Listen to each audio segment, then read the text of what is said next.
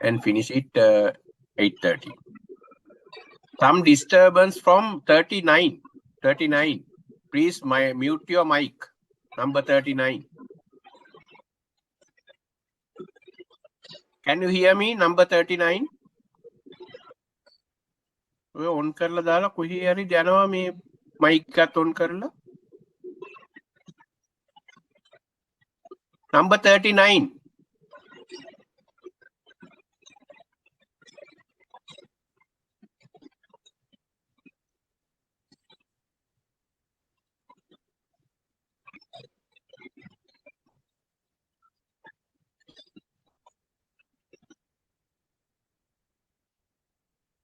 එයා නෙමෙයි මියුට් කළේ මම තමයි මයික් එක මියුට් කරලා හරිනම් අයින් කරලා දාන්න ඕනේ. ඔය එතන නෑ දැන් ඇහෙන්නෙත් නෑනේ එතන නෑ.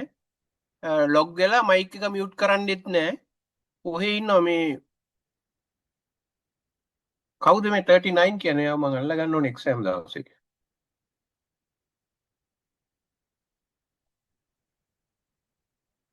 Okay. Then I will share my PPT today.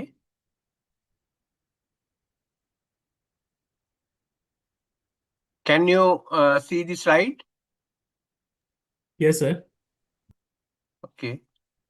This chapter 4. Chapter 4, land preparation, soil conservation and rehabilitation. Land preparation, soil conservation and rehabilitation. This previous session, then I roughly discuss about these different chapters, what are the content. Then you know this chapter 3, we comprehensively discuss how to produce the planting material. That means this vigorous, healthy nursery plant. After that, we have to plant this nursery plant in the field. Then you can't directly plant it in the field without preparation of the land. Therefore, this next chapter, that means this chapter 4, land preparation, we will see how to prepare the land. Then when we do the land preparation, and then we have to do this soil conservation, right? Otherwise, soil can be lost, right, due to soil erosion. Therefore, what are the soil conservation practices we have to adapt, and what are the rehabilitation programs in the tea fields. Then before preparation of the land, you must select the land again, right? You know the how to select the land. We discuss under soil and climatic requirements. Then depth must be 3 feet at least. The gravel content less than 20%. Likewise, then we discuss rockiness less than 10%, like this. But this is not this. This is the criteria to select. But again, how to select the land from existing tea land? Right? For instance, in estate, then you have some replanting program.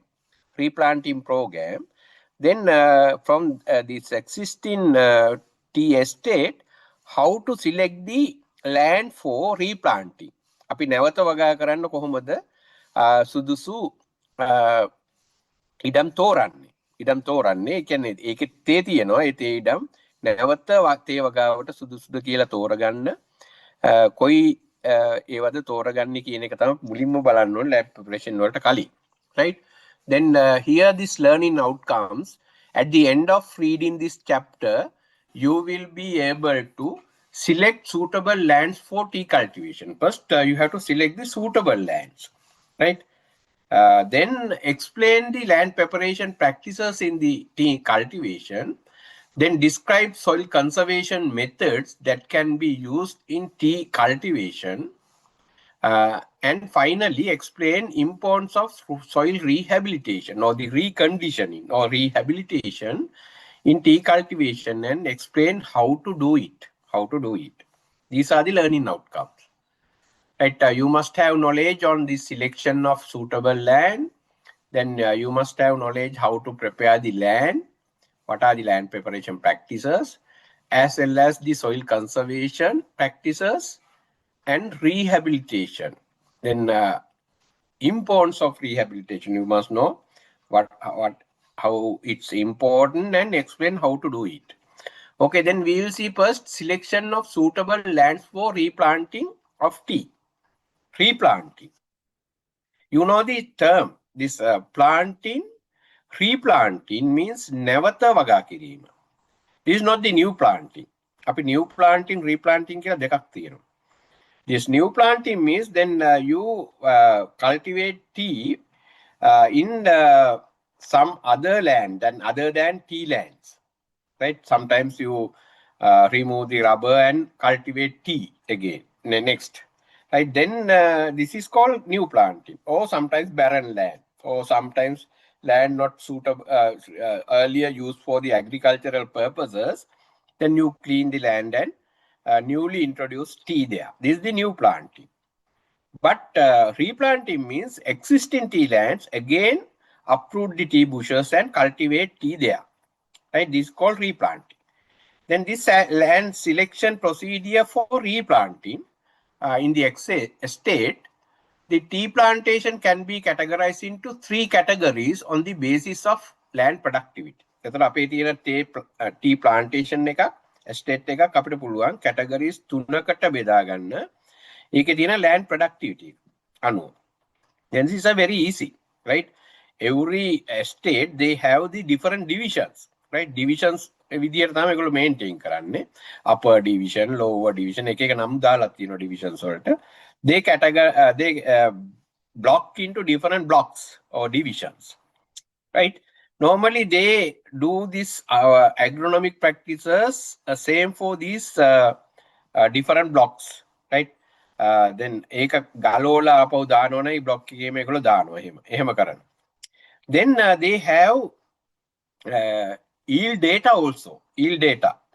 Then once they receive the leaves to the factory, they record it from the upper division, how many leaves, how many today, what is the crop from this upper division. Likewise, they have records, right? Yield records. Then if you have the yield records, you can easily categorize into the different categories according to this land productivity, right? එතකොට productivity එක වැඩිම lands, productivity එක අඩුම lands, productivity එක මධ්‍යස්ථ වශයෙන් තියෙන lands, then there are different categories. Then you can categorize into 3 according to this land productivity. A category of fields in the estate, what are the A category of fields? Then this would be the best 1/3.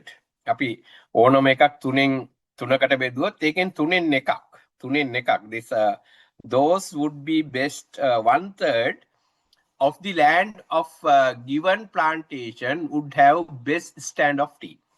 එතකොට මේක වැඩිම අස්වැන්නක් දෙන land productivity එක වැඩිම 3න් එකක්, land 3න් එකක් අපි ඒ category එක විදිහට නම් කරනවා. ඒක එක තැනක තියෙන්න ඕනේ, එක තැන් වල තියෙන්න පුළුවන්. හැබැයි අපි හෙක්ටයාර් අපි ගමු අපි ලේසියට බෙදන 3න් 90ක් තියෙනවා කියලා. එතකොට හෙක්ටයාර් 90ක් තියෙනවනම් හෙක්ටයාර් 30ක් අපි best category එක යටතට categorize කරනවා. Then B category, these would be relatively poor than A category, but it's not very poor, but poor than A category. This category is suitable for replanting, right? එතකොට B category එක තමයි replanting කරනවා නම් A category එක select කරගන්න ඕනේ හොඳ නැහැ. එතකොට තේවත්තේ තියෙන හොඳම land එක ගලවලා අපිට replant කරන්න බෑ. Right, then replanting or infilling could be commenced in lowest yielding fields in this category, provided there are no soil limitations. හැබැයි බලන්න ඕනේ අපි ඒකේ soil limitations තියනවාද කියලා. soil limitations නැත්තම් අපි මේ B category එකෙන් තමයි අපි land select කරගන්න ඕනේ. B category එකේ හොඳම lands නෙමෙයි south lands, right? ඒතර දැන් ඔයගොල්ලෝ හිතන ඇති දැන් ඇයි C category එක තෝරගන්නේ? සමහරවිට C category එක සුදුසු නැහැ නැවත තේ වගා කරන්න, right? Then C category of fields, these fields would consist the poorest 1/3 of the tea on the plantation. Then here poor lands or the steep or eroded land must be diversified. And lands with no major limitation in this category can be used for the replanting or infilling. The මේ category එකෙත් limitations නැත්තම්, soil limitations නැත්තම් ඒ කියන්නේ soil එක හොඳ නම් සාමාන්‍ය නැවත තේ වගා කරන්න පුළුවන් නම් අපිට මේකිනුත් තෝරගන්න පුළුවන්. ඒ කියන්නේ මේකේ upper category එකේ. ඒක C category එකේ ඉහළ කොටස. ඒ කියන්නේ වැඩි අස්වැන්නක් දෙන ටික. These areas for replanting could be selected from B category B and upper end of C category. Upper end කියන්නේ ඒකේ ඉහළ කොට. ඉහළ අස්වැන්නක් දෙන ටික C එකේ. හැබැයි C එකේ දුර්වල මේවා අපහු අපි තේ වගා කරන්නේ. මොකද ඒවා ගොඩාක් eroded. ඒවා නැවත තේ වගා කරන්න නැතුව අපි නිකන් forest trees වගා කරන්න diversify කරන්න ඕන. Right? Then undulating well drained lands with good depth soils are suitable for tea cultivation. එතකොට මේකදී අපි කියනවා undulating well drained lands හොඳට ජල වාහනයක් තියෙන undulating lands with good depth අපි එදා කතා කළ soil depth එක අඩි 3කට වඩා වැඩි තියෙන lands අපි නැවත තේ වගා කරන්න තෝරගන්න ඕනේ. Then should not select steep or eroded land. ගොඩාක් බෑවුම් සහිත eroded land තෝරගන්න එපා. Then these are the recommendation. Then we already discussed this under this first chapter.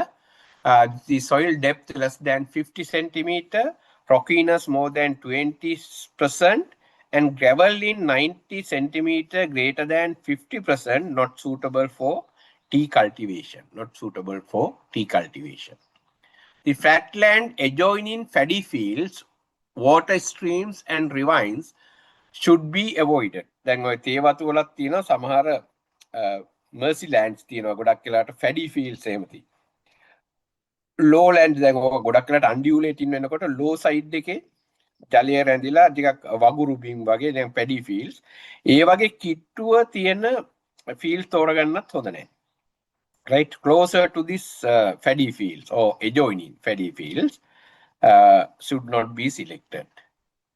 Then unsatisfactory with poor land characteristics should be identified at the initial stage of the land preparation and keep them permanently under grass. If the area is small, if the area is big enough, fuel wood or timber. එතන අපි මුලින්ම මේක තෝරගන්න ඕනේ මොකද්ද සුදුසු නැති lands කියලා ඒවා මාක් කරගෙන ඒක සාමාන්‍ය පොඩි පැච් එකක් නම් අපිට පුළුවන් ඒකට මේ රීහැබිලිටේෂන් ග්‍රාසස් වගේ ග්‍රාසස් වවන්න ඔය මානා වගේ ඒවා ගොඩක් පැච් එක ලොකු නම් සූටබල් නැති ඒරියා එක ටිකක් ලොකු නම් අපිට ඒක දාන්න පුළුවන් ෆුවල් වුඩ් අපිට ඕනේ දර තේ වගා ඔය ප්‍රොසෙසින් අපි කතා කරනකොට ෆයර් වුඩ් ඕනේ වෙනවා ඒවට අවශ්‍ය කරන ටිම්බර් ගන්න firewood, fuel wood, නැත්නම් or timber species උත් අපිට වගා කරන්න පුළුවන්. Right, then land preparation. Now you know how to select the land for replanting.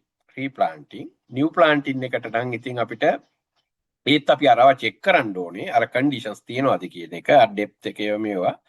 අනිත් ඒවා නම් ඉතින් අපිට මේ අර poor කියලා එහෙම තෝරන්න ඕනේ නැහැ. ඉස්සෙල් T තිබුණේ නැහැ.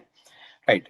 Then land preparation also practices change according to this new planting and replanting.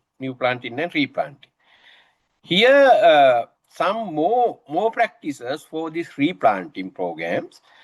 New planting වල එච්චර practices නැහැ. හැබැයි දෙකම එකයි.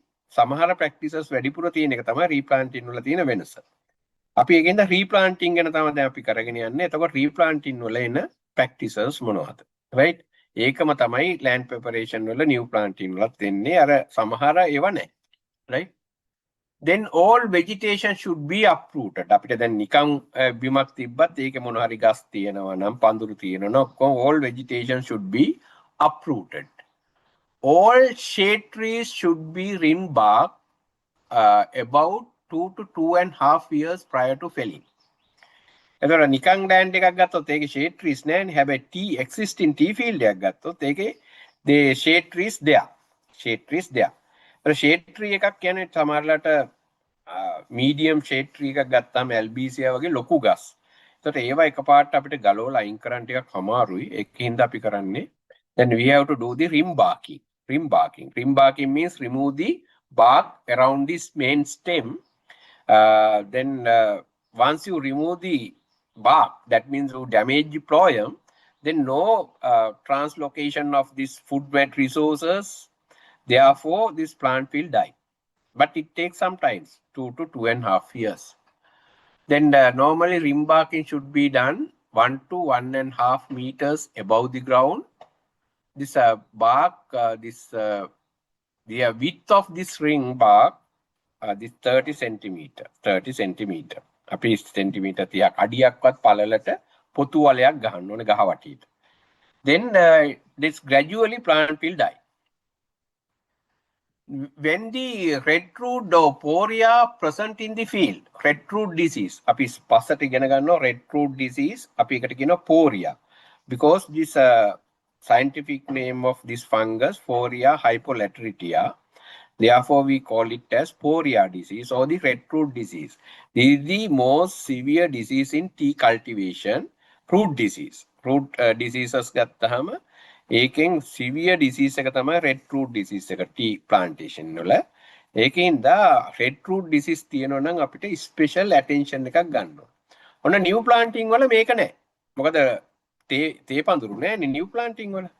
හැබැයි replanting එකේදී තේ පඳුරු තියෙන බිමක් තමයි අපි සුද්ධ කරන්නේ. එතකොට ඒකේ red root disease තියෙන්න පුළුවන් තේන තේ පඳුරු වල. එතකොට then we have to first identify, demarcate these red root patches. First demarcate the poria patches. එතකොට අපි field එකට ගිහිල්ලා ඒ තේ ගස් වල තියෙන ලක්ෂණ අනුව ඒක හොඳට දන්නෙක් වෙන්න පුළුවන් හොයන්න මේකේ red root දිනනවා කියලා. එතකොට එතන ගස් කීපයක් තියෙනවා නම් අපි ඒ වටේට මාක් එකක් දාගන්නවා. මේක තමයි red root disease හැදිලා තියෙන bushes, poria patches. Then all existing tea bushes, any stump or tree within the infested patches must be uprooted. එතකොට මේ අපි දාගත්ත මේ මාක් එක දාගත්ත පැච් එක වටේ ඒක ඇතුලේ තියෙන ඔක්කොම තේ පඳුරු ටික සහ තව මොනවා හරි වල් ගස් හරි මොනවා හරි තියෙනවනේ ඔක්කොම අපි ගලෝලා කියන්නේ මුල් එක්කම ගලවන්න ඕනේ. ගලෝලා ඒකේ තියෙන ඔක්කොම මුල් ටික පෝක් කරලා ගන්න ඕනේ. මොකද ඒවෙන් red root disease පැතිරෙන්න පුළුවන්.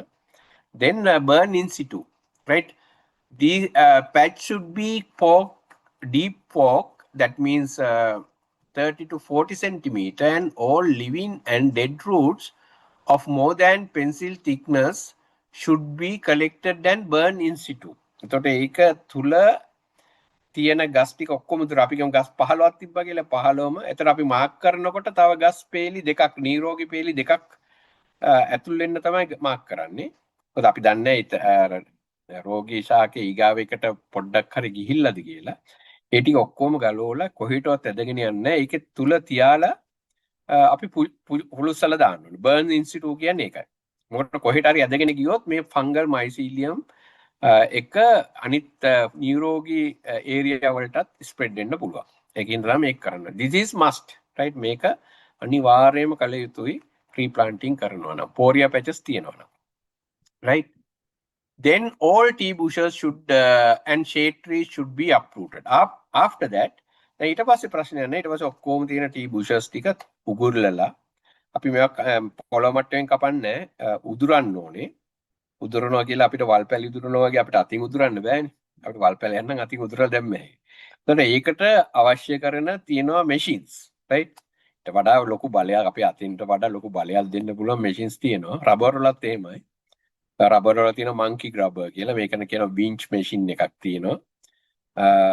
ඒවෙන් අර chain blocks දාලා ඇදලා උදුරලා ගන්නවා.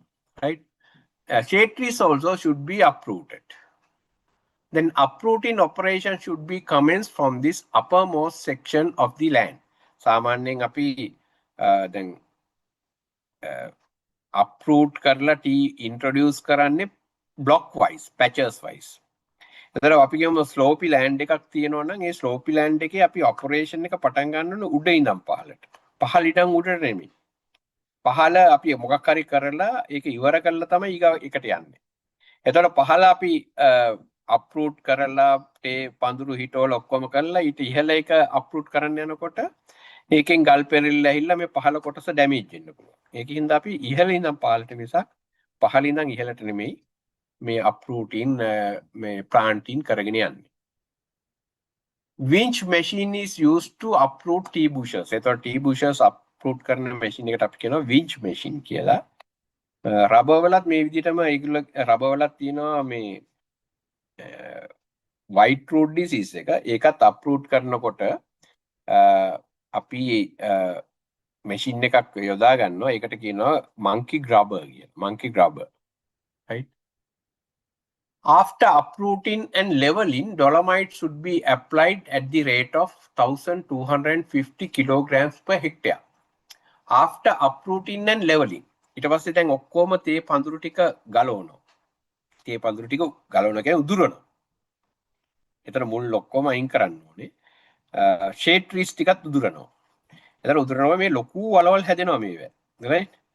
එතකොට ඒවා ටික ඔක්කොම ආපහු level කරන්න ඕන. පස් පුරවලා level කරන්න ඕන. level and we have to apply dolomite to adjust the pH. You know the pH 4.5 to 5.5. right? මම අද වැඩිය ප්‍රශ්න අහන්නේ මොකද මේ time limitation එකක් තියෙන නිසා ප්‍රශ්න අහන්න ගියොත් එහෙම අපිට time ගොඩක් යනවා. නැත්නම් then you must remember this pH 4.5 to 5.5. Then to adjust the pH we have to add the dolomite. ඊට පස්සේ අපි level කරලා dolomite apply කරලා ආපහු මේ හොඳට පස level කරන්න ඕන. right? Normally rate of dolomite applying this 1250 kilograms per hectare. This is the blanket application, right? But this is not correct. This is not correct. Normally we advise to get the soil sample and take the soil samples to the laboratory and check the pH. Check the pH. Then according to the pH, we can calculate how many kilograms of dolomite must be applied to that field. A hectare එකට කොච්චරක් දාන්න ඕනද? දැන් අර ඔයගොල්ලන් මේ then you have seen in the video, right?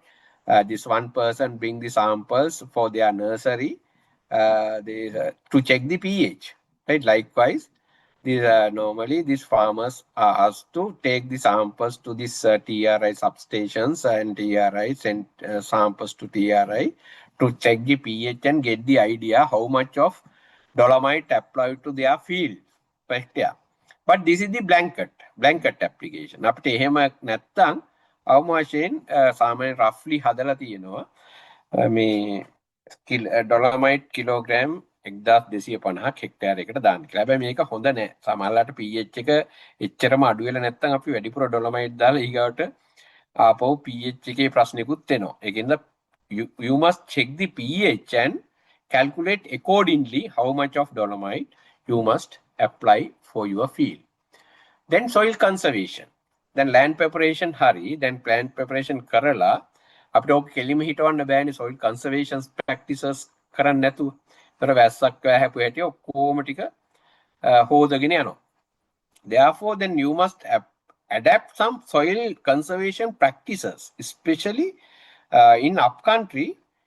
Most of the tea plantation in upcountry sloping land, then you must adapt the soil conservation practices. Otherwise, all your topsoil get eroded, right?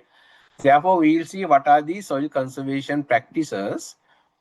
Then avoid land preparation during the heavy rains. This is one adaptation procedure or some one good practice, right? In order to conserve the soil. Avoid land preparation during heavy rains. සාමාන්‍ය අපි කියනවා land preparation කරන්න එපා ගොඩාක් හයියෙන් වහිනකොට. ඒ කියන්නේ heavy rains තියෙනකොට monsoon එකේදී land preparation කරන්න එපා. අපි දන්නවා දැන් monsoon rains පටන් ගත්තාම දැන් පටන් ගන්න යන්නේ දැන් සැප්තැම්බර් ඉවර වීගෙන ඔක්තෝබර් විතර එනකොට monsoon පටන් ගන්නවා. අපි දන්නවා monsoon පටන් ගත්තාම කොච්චර intensity එකෙන් වහිනවද කියලා. එතකොට land prepare කරන්න ගියොත් ඔය කාලේ ඔක්කොම පස් ටික හේදිලා යනවා. ඒකෙන්ද then avoid the land preparation during heavy rains. Then don't do land preparation entire areas at once. අපි කියන්නේ දැන් අපි ගමු අපිට හෙක්ටයාර් 10ක් තියෙනවා. ඒ 10ම අපි ගලවලා land prepare කරන්න යන්නේ නැහැ. right? සාමාන්‍යයෙන් අපි recommend කරන්නේ patches wise කරන්න, block wise කරන්න. ඉස්සෙල්ලා එක හෙක්ටයාර් එකක කරන්න. ඊගාවට ඒක තේ දාලා ඊගාව අවුරුද්ද ඊගාව හෙක්ටයාර් එක කරන්න.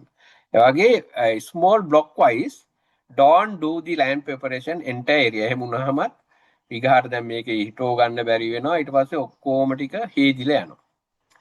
then it should be done in small blocks and complete.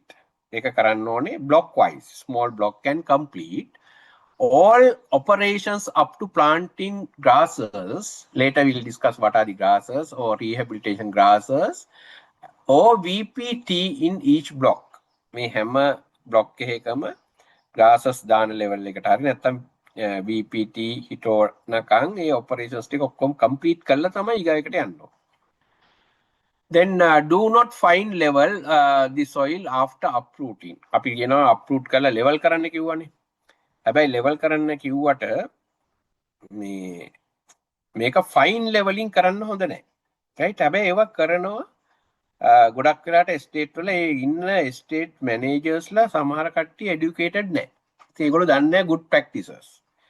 දැන් ගිය පාර contact session එකේ then Sunday group එකේ මට මතක විදියට එක්කෙනෙක් මගෙන් ප්‍රශ්නයක් ඇහුවා. right? මට මේක ඔයගලන්ට කියන්න බෑ කාටවත් මගේ මේ chat box වලට දාන්න බෑ. right? ගිය පාරත් මේ group එකේ අන්තිමට thank you කියලා chat box එකට දැම්ම එක්කෙනෙක් මේ එහෙම දාන්න බෑ chat box වලට දාන්න එපා. ගිය පාර plant කෙනෙක් Sunday group එකේ මම හිතන්නේ chat box එකට දැම්ම ප්‍රශ්නයක්. ඊට පස්සේ මම ඒකට ටිකක් කිව්වා chat box වලට දාන්න එපා ප්‍රශ්න තියෙනවා නම් අහන්න. මාව disturb කරලා අහන්න. මේ මම දන්නේ යා ප්ලාන්ට් කෙනෙක් කියලා. ඊට පස්සේ බ්‍රේක් එකකට පස්සේ යා කතා කරලා කිව්වා සර් මම තමයි අර දැම්මේ සෝරි එහෙම දැම්මේකට. යා ප්‍රශ්නේ ඇහුවා. මම ඒ ප්‍රශ්නේ බැලුවා නැහැ මම chat box බලන්නේ. මේ එයා ඇහුවේ මේ තේ කටින් සිටවනකොට මේ පත්‍රයේ භාගයක් කපනවා කියලා. හරි? ඒ රත්නපුර පැත්තේ මොකක් හරි එක මේ ඒක හරිද කියලා. මම කිව්වා ඒක තනිකර වැරදි අර මේකෙත් තියෙනවා. හැබැයි ඒ වගේ bad practices කරනවා සමහර ගොවියෝ කරනවා. ඒව වැරදි. right?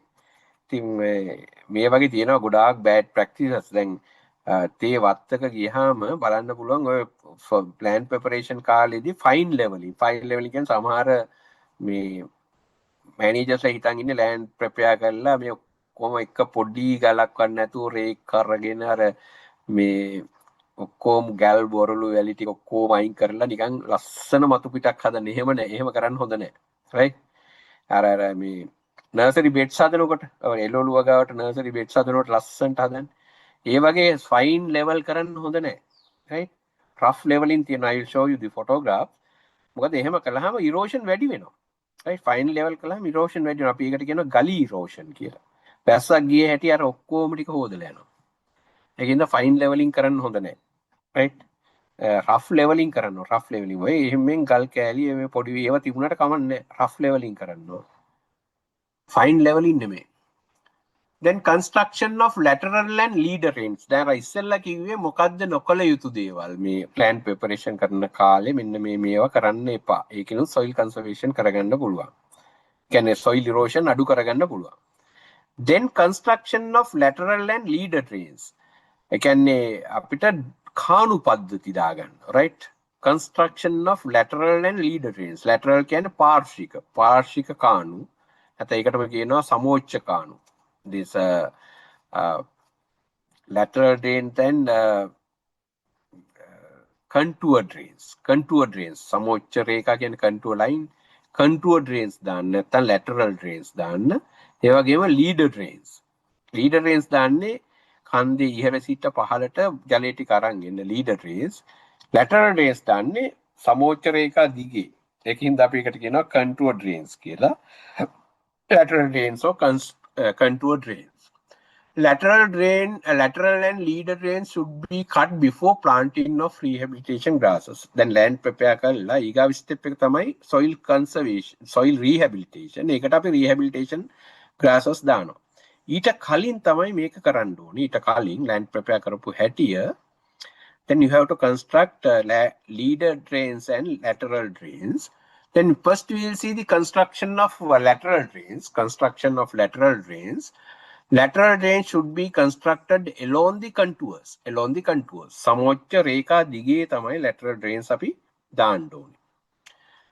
The gradient මේකේ තියෙන මේ බෑවුම gradient එක 1/120 sloping gently towards the leader drain. මේක සාමාන්‍යයෙන් අපිට ඇහැට පේන්නේ නැති slope එකක්.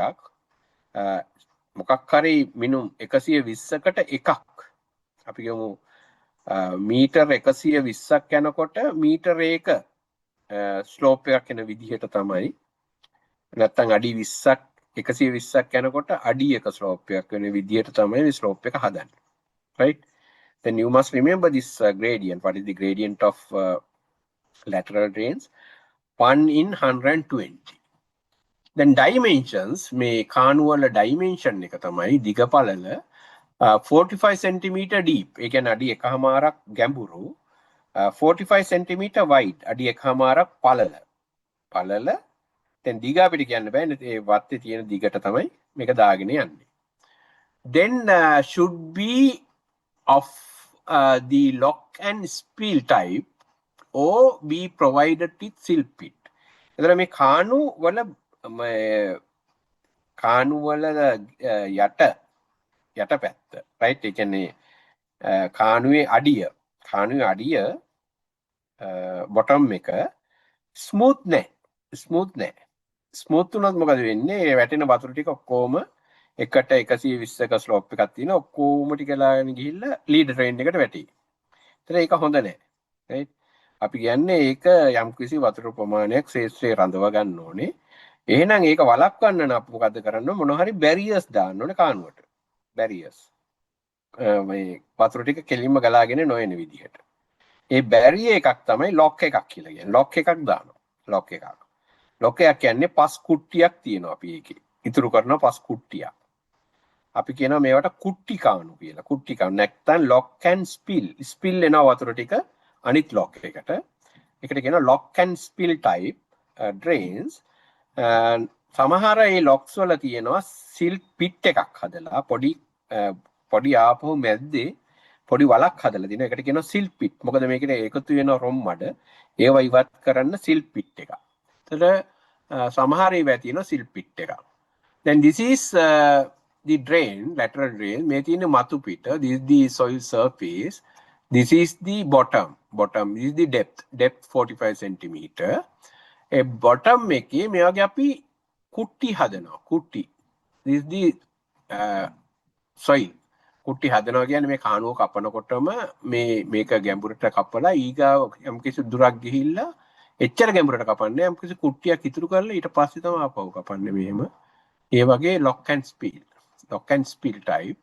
දැන් මේ lock එකේ ඇතුලේ sill pit එකක් සමහර ඒවා හදනවා. මොකද මේකට වතුර රැඳිලා තියෙනවා යම්කිසි කාලයක්. ඒතර මේ හේදී කියන රොම් මඩ ටික මේක තැම්පත් වෙනවා. Time to time we have to remove this silt. එහෙම ඉවත් කරන්න ලේසි මේ මැද්දේ පිට් එකක් තියෙනවනේ ඔක්කොම සිල් ටික මේ පිට් එකට එකතු වෙනවා. ඒකයි. Right, then this is the photographs I want to show you. This is the lateral drain or the contour drain. මේ contour line එකක් දිගේ තමයි මේ contour drain එක හදලා තියෙන්නේ. මේකේ lock and spill type. මේක තාම ඉවර නෑ මේක හදාගෙන යන අතරේ තමයි මේ මම ෆීල්ඩ් විසිට් එක ගිහලා ගත්ත ෆොටෝ එකක්. එතන දැන් මේකේ මේ පැත්තේ ඉඳන් එන වතුර ටිකෙන් මෙහෙම ඇහිල්ලා මේ පහළට හේදීගෙන යන හින්දා මෙතන lateral drain එකට එකතු වෙනවා. එකතු වෙලා මේකේ වතුර ටික පෙරුණාම මේ lock එකකින් අනිත් එකට spill වෙනවා. මේ පැත්තේ තමයි lead drain එක තියෙන්නේ. මේ පැත්තේ slope එක තියෙන්නේ. අන්තිමට වතුර ටික වැඩිපුර වතුර ටික විතරක් lead drain එකට යනවා. හැබැයි මේක ඉවර නෑ කිව්වේ. දැන් මේක ඊගාව වැස්ස ආපේට මේ පස් ටික ඔක්කොම එහෙල මේකේ තියාපුවා. හරි. කොහොමත් පස්සේ ඉවර වෙලා මේ රොම් මඩ ටික දාන්නේ අපි ඉහළ පැත්තට පහළ පැත්තට නෙමෙයි. මෙතන තව තියෙනවා vertical grass කියලා තියෙනවා. vertical grass පේලියක් ළඟින් හිටවන්න ඕනේ. පොඩි වැටියක් වගේ මෙතන එන්න ඕනේ. එතකොට අර හේදිලා යන ගතිය ගොඩක් අඩු වෙනවා. Then spacing මේ what is the spacing between two lateral drains? Spacing depends on the slope of the land, amount of rainfall in the area. Slope of the land and amount of rainfall in the area. මේ spacing එක රඳා පවතිනවා land එකේ slope එක අනුව. slope එක වැඩි වෙන්න ළඟින් අපි drains දානවා. ඒ කියන්නේ spacing අඩු වෙනවා. rainfall එක වැඩි වෙන්න අපි ළඟින් දානවා. rainfall එක අඩු නම් අපිට දුරින් දැම්මට කමක් නැහැ. slope එක අඩු නම් දුරින් දැම්මට කමක් නැහැ. ඒ කියන්නේ flat land එක කිට් වෙන අපි දුරින් දානවා. steep land එක නම් ළඟින් දානවා. Right, normally spacing 420 to 40 feet, නැත්නම් 6 to 12 meter. තර ෆ්ලැට්ලෑන්ඩ් එක වගේ නම් අපිට අඩි 40න් 40ට වගේ lateral drains. ඒ කියන්නේ සාමාන්‍ය slope land එකක නම් steep land එකක නම් අපි අඩි 20න් 20 නැත්නම් මීටර් 6න් 6ට. මේ අතර තමයි range එක. Upper end of the lateral drain should be planted with vetiver sesanoid grass. Vetiveria sesanoid. Vetiveria sesanoid. අපි ඒකට කියනවා short කරලා vetiver grass කියලා. අපි මේකට කියනවා සිංහලෙන් සැවැන්දරා. සැවැන්දරා. Vetiver grass. දැන් ඔයගොල්ලෝ අඳුර ගන්න ඕනේ දැන් මේ photograph දැන් මේ තියෙන පෙන්නුවොත් මේක lateral drain එකක්. lateral drain එකක්. ඊට පස්සේ මම පෙන්නන vetiver grass. Vetiver grass upper end එකේ වවන්න ඕන. Vetiver grass සැවැන්දරා. Right? Then lateral drain should not be cut open directly opposite each other into leader drain. සාමාන්‍යයෙන් lateral drains දැන් වත්තේ හැමතැනම තියෙන මැද්දේ leader drain එකක් තියෙනවා. දැන් එහා leader drain එකට එහා පැත්තෙන් තියෙන lateral drains උත් ඒ leader drain එකට එන්නේ. එහෙම දෙපැත්තෙන් එන lateral drains දෙකක් එක ළඟ හමු වෙන්න හොඳ නැහැ. එක ළඟ හමු වෙන්න හොඳ නැහැ කියන එක තමයි කියන්නේ. They should be regularly clean and soil spread out above the drain. That means lateral drain should be regularly clean. ඒ කියන්නේ silt රැදෙන ටික රොම්මාඩ රැදෙන ටික නැවත ඉහළ පැත්තට දාන්න ඕන. Then this is the leader drain. Leader drain එක කියලා කියන්නේ අපේ තේවත්තේ ඉහළ ඉඳන් පහළට වතුර ගෙනියන drain එක. ඒතර lateral drains කියන්නේ මේ සමෝච්ච කාණු දිගේ හදන drains. ඒතර මේ පැත්තෙත් තියෙනවා මේ පැත්තෙත් තියෙනවා. අපි කිව්වේ මේ දෙකක් එක ළඟ හමු වෙන්න හොඳ නැහැ. දැන් මේක හදලා තියෙන්නේ alternate විදිහට. මේක මෙතනින් යටනවා මේක මෙතනින් වැටෙනවා මේක මෙතනින් වැටෙනවා alternate. එක තැනින් වතුර වැටෙන්න හදන්න එපා කියලා. මොකද ඒකත් soil මෙතන soil erosion වැඩි වෙන්න පුළුවන්. Right? Then construction of leader drains. Construction of leader drains. Then here leader drains are used to remove the excess water from the field. Leader drains දාන්නේ අපි field එකේ තියෙන වැඩිපුර වතුර ටික එළියට ගෙනියන්න. එළියට ගෙනියන්න. They should be seated on the natural drainage lines. සාමාන්‍යයෙන් leader drain එකක් හරි අමාරුයි construct කරන්න. මොකද හරි erosions වැඩි. ඉහළ ඉඳන් පහළට වතුර යනකොට අපිට පුළුවන් නම් ඒ field එකේ තියෙන natural drainage lines යොදා ගන්න. ඉහළ සිට පහළට naturally වතුර එන ඒවා තියෙනවා. දැන් ඔය කාලයක් වතුර වහිනකොට naturally පහළට එනවා. ඒවැ ගල් නිකන් පොඩි දොළ පාරක් වගේ එහෙම එන ඒවා තැනුත් තියෙනවා. right? අන්න ඒ වගේ තෝරගන්න තියෙනවා වඩා හොඳයි. Drains should be constructed on step-wise manner with reverse slope. සාමාන්‍ය අපි අලුතෙන් එකක් හදනවා නම් ඒක හදන්න ඕනේ පඩි පෙළක් ආකාරයට step-wise manner. Otherwise can be more the erosions is very high if you don't construct without step-wise manner. Right? Like this. Reverse slope එකක් වෙන විදිහට. ඒ කියන්නේ මේක හදන්න ඕනේ මේක pave කරන්න. Then we have to pave it bottom and side of this leader drains. But reverse slope මේකේ ඒකේ step එකක් ටිකක් angle විදිහට ඇතුල් පැත්තට angle වෙන විදිහට හදන්න ඕනේ. එතකොට මේකට වැටෙන වතුර ටික යම් කිසි ප්‍රමාණයක් එකතු වෙලා තමයි ඊගා step එකට වැටෙන්නේ. එතකොට මෙතනදිත් අපි ජලය පසට උරා ගන්න තියෙන chance එක වැඩි කරනවා. Side and bottom of the drain should be paved with stones. ඕන තරම් ඔය ගල් තියෙනවා. අපි ඒවෙන් අරගෙන මේකේ side සහ bottom එක pave කරන්න ඕනේ. නැත්නම් මේ leader drain එක වැස්සි දෙක තුනක් යනකොට leader drain එක හොයාගන්නත් බැරි වෙයි. මොකද පස් කඩාගෙන යනවා අපි ඔය මේ පඩි පෙලක් විදියට හැදුවට. Then we have to pave it. Then again vetiveria sesanoid, that means vetiver grass should be planted either side of the drain. A drain එකේ දෙපැත්තේ vetiver grass පේලියක් දාන්න කියලා කියන්නේ. Then terraces කියන්නේ වැටි. අපි කියන stone terraces ගල් වැටි දාන්න. Terraces on the steep land where rocks are available, construct terraces could be not counter the contour terraces contour terraces could be constructed. Contour terraces දාන්නෙත් සමෝච්ච රේඛා දිගේ contour terraces අපි ගල් වැටි දාන්න ඕනේ. Distance between terraces these two terraces depends on the slope of the land. මේකෙත් terraces දෙකක් අතර පරතරය මේ slope එක අනුව වෙනස් වෙනවා. This is the photograph leader drain. දැන් මේක දීලා අපි ඇහුවොත් spot test එක, then you must identify this is the leader drain. This is the step wise මේක හදලා තියෙන්නේ පඩි පෙළක් විදිහට. මේ pave කරලා තියෙන්නේ. මේ contour terrace එකක් මේ අතට යන. Then this is the leader drain. Leader drain මේක පැත්තේ pave කරලා තියෙන්නේ, bottom එකත් pave කරලා තියෙන්නේ. දෙපැත්තේ vertical grass හිටවලා තියෙනවා. මේ vertical grass හිටවලා තියෙනවා. This is the vertical grass. Right? This is this contour terraces. මේ තියෙන්නේ ගල් වැටි ගොඩාක් up country ගත්තාම contour terraces දාන්න ඕනේ නැත්නම් soil erosions ගොඩක් වෙනවා. ඒකේ මේ තියෙන්නේ vertical grass වවලා. This is contour drain or lateral drain. ඒකට උඩින් අපි කව vertical grass වවන්න කියලා. මේ vertical grass වවපු එක. These are the terraces. The same picture. The distance between two terraces like this depends on the slope of the land. The side of the road and banks should be covered with the suitable vegetations to minimize erosion.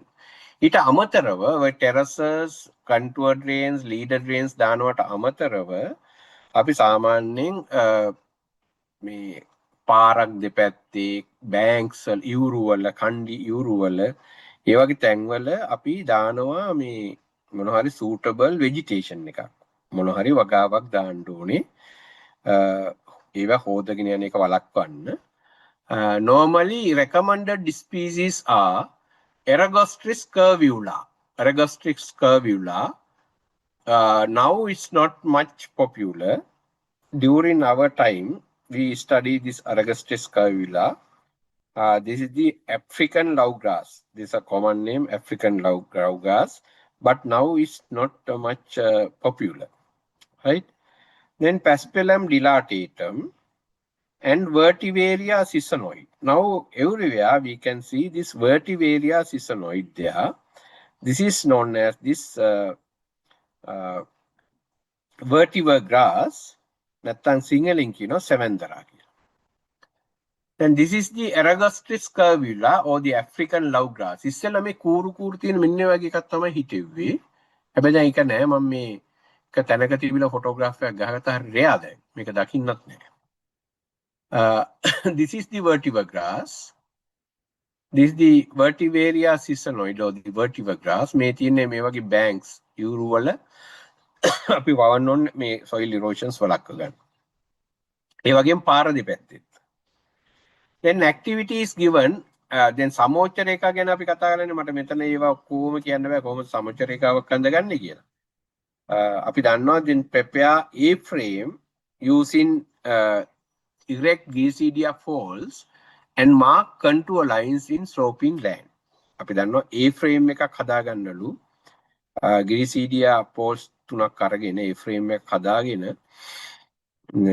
A frame එක භාවිතා කරලා slopey land එකක contour line එකක් mark කරන්න කියලා තමයි activity එක දීලා තියෙන්නේ. Right? Then soil reconditioning or rehabilitation. Then soil conservation ඉවරයි. Then soil reconditioning. ඒ කියන්නේ soil එකේ තියෙන condition එක recondition කරනවා. නැවත තත්ත්වයකට පත් කරනවා. දැන් ඔය recondition තියෙන්නේ vehicles හිටන් තියෙන recondition කරපුවා. condition එක අලුත් කරලා ආපහු recondition. Then or rehabilitation. අපි කියනවා habilitation කියන්නේ පුනරුත්ථාපනය. Right? It was a rehabilitation. නැවත පුනරුත්ථාපනය කිරීමක්. Right? Rehabilitate කරනවා. Rehabilitation. පුනරුත්ථාපනය actually. නැවත නෙමෙයි පුනරුත්ථාපනය. Rehabilitation. Rehabilitation මිනිස්සු පුනරුත්ථාපනය කරන rehabilitation camps තියෙන ඒ වගේ මේ පස පුනරුත්ථාපනය කිරීම. නැවත පසේ තත්ත්වය උසස් කරන එක. Reconditioning or rehabilitation. Objectives to improve the soil fertility. කාලයක් යනකොට මේ soil fertility එක අඩු වීගෙන යනවා. අඩු වීගෙන කොච්චර පොර දැම්ම soil fertility එක අඩු වීගෙන යනවා.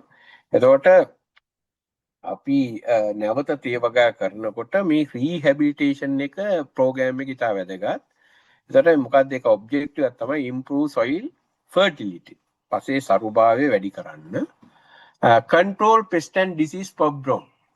දැන් pest and disease soil borne pest ලා ඉන්නවා ඒ වගේ pest and disease problems අඩු කරගන්න control කරගන්න මර්ධනය කරගන්න.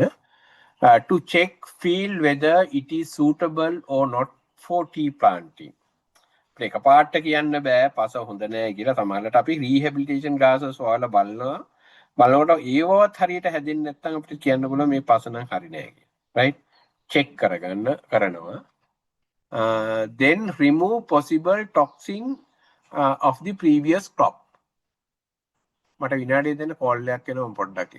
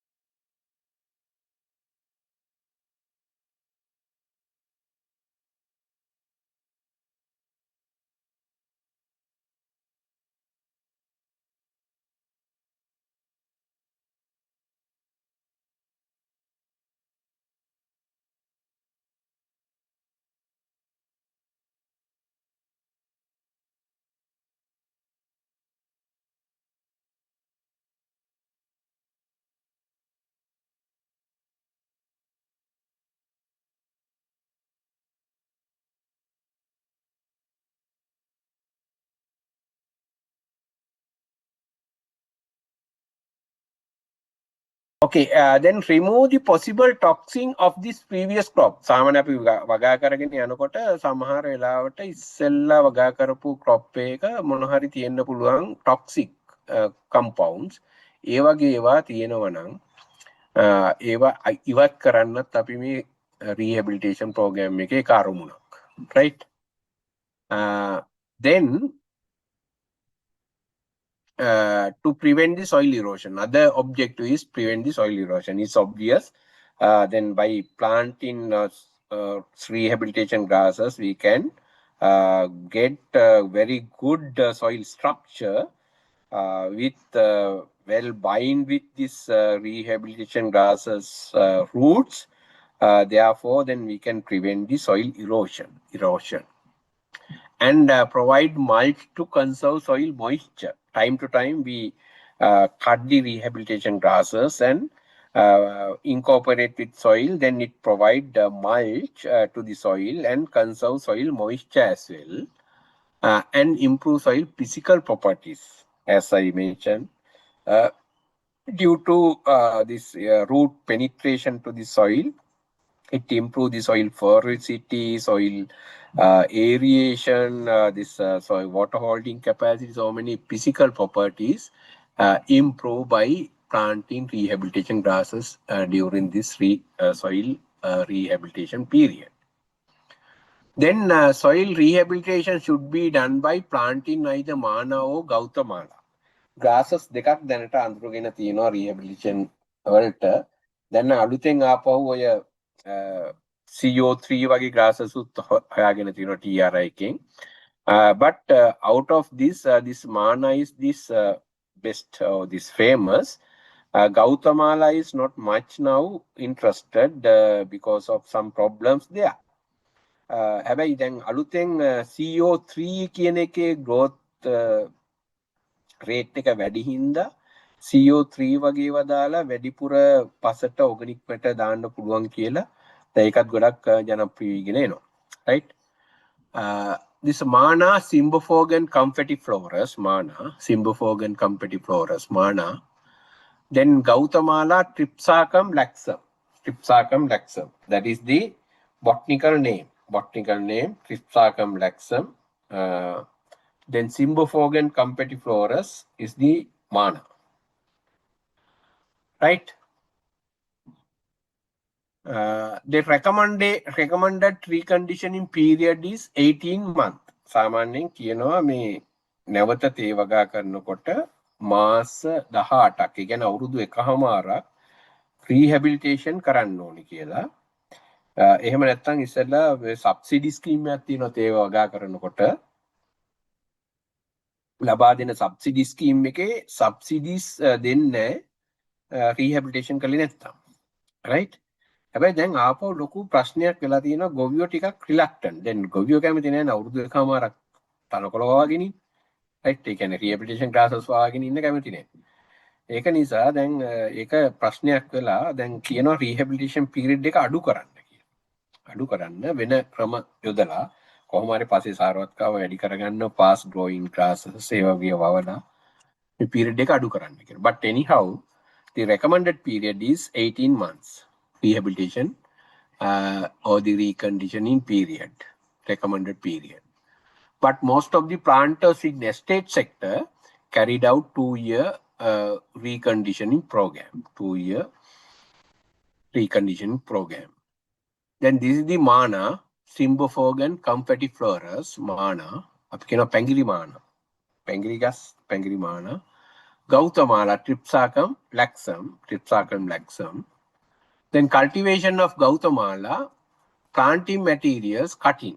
Gautamala ගත්තාම මේක grass එකක් වුණාට මේක නිකන් අර sugar cane වගේ තමයි, sugar cane වගේ.